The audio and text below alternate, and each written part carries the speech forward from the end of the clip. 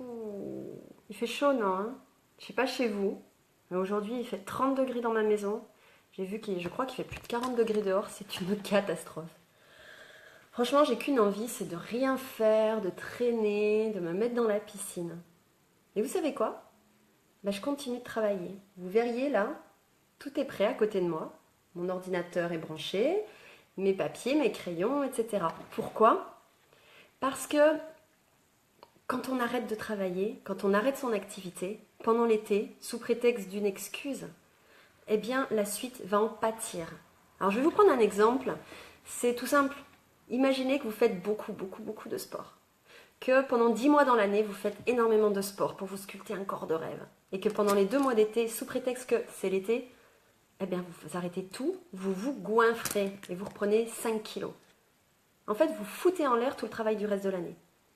Et c'est ça qui se passe en ce moment. Il y a beaucoup de gens en tout cas de mon équipe, d'autres équipes, de n'importe quel métier, qui se disent « Oh là là, surtout c'est l'été, mon Dieu, je vais rien faire, j'ai pas envie de travailler. » Si c'était, quand ce sera l'hiver, ce sera, oh, j'ai mon téléphone qui sonne. Quand ce sera l'hiver, ce sera, bah non, j'ai pas envie de travailler parce que je préfère être dans mon canapé, à regarder la télé sous mon plaid, il fait trop froid. Quand ce sera l'automne, oh ben non, il pleut, je veux pas travailler, je suis déprimée. Il pleut, il fait pas beau. Et au printemps, bah, ce sera parce que c'est pas que j'ai mangé trop de chocolat, je peux pas travailler. En fait, ce qu'on se cherche pendant l'été, ce qu'on se cherche à cette période de l'année, ce sont des excuses. Il faut savoir que même pendant l'été, peu importe le métier que vous pratiquez, vous construisez les fondations de la suite. Ou vous entretenez ce que vous avez mis en place tout le reste de l'année. Si vous faites un régime pendant toute l'année pour être canon pendant l'été, et que pendant l'été, pendant 2 mois, vous vous bafferez de McDo, de glace, etc., vous foutez tout en l'air. Et après, qu'est-ce qui va se passer? Vous allez être malheureux et surtout, il va falloir tout recommencer depuis le début. Ça va être beaucoup plus long, beaucoup plus fastidieux. Donc ce message, il est surtout envers les personnes qui se disent « c'est l'été, j'ai pas envie de travailler, j'ai rien envie de faire ». On est tous pareils. Alors l'été, l'avantage, c'est qu'on peut lever le pied. Comme on a l'avantage, en tout cas dans mon métier, de travailler de partout, comme on veut, quand on peut lever le pied. Moi, je peux travailler au bord de la piscine, je peux travailler à la plage. Hey, coucou Marie-Émilie. Je peux travailler d'où je veux. Je peux lever le pied, plutôt que de travailler 5 heures, 4 heures par jour, je vais en travailler peut-être qu'une heure. Peu importe. L'important, c'est la constance. Peu importe le métier que vous faites, si vous êtes un indépendant, l'important, c'est de la constance. Si vous êtes salarié et que vous travaillez dans un bureau, votre patron, il ne va pas vous dire « Oh là là, c'est l'été, ne viens pas travailler, surtout !» Non, vous serez obligé quand même. L'entreprise, elle tourne. Votre business tourne quand même pendant l'été aussi.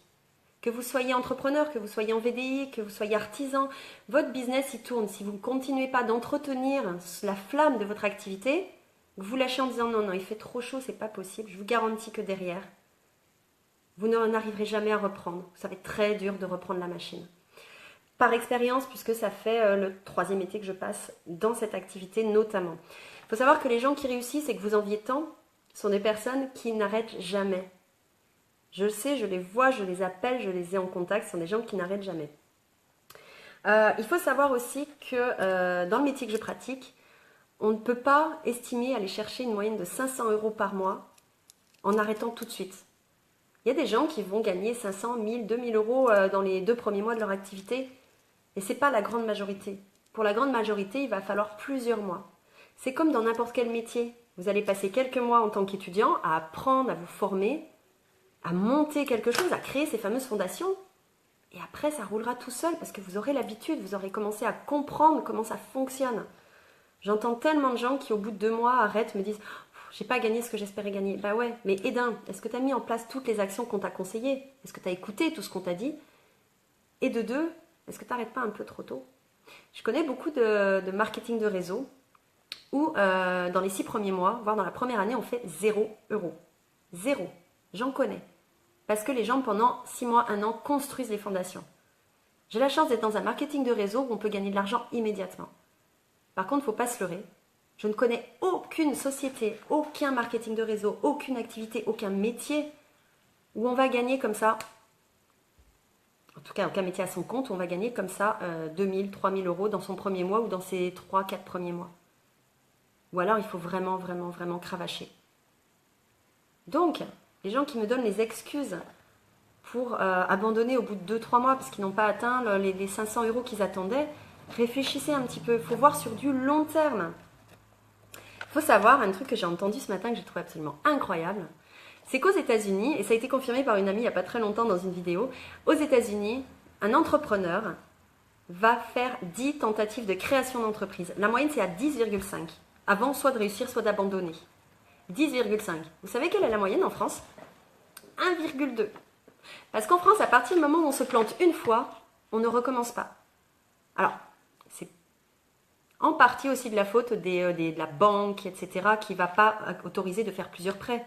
Mais au-delà de ça, en France, on est hyper stigmatisé quand on se plante une fois.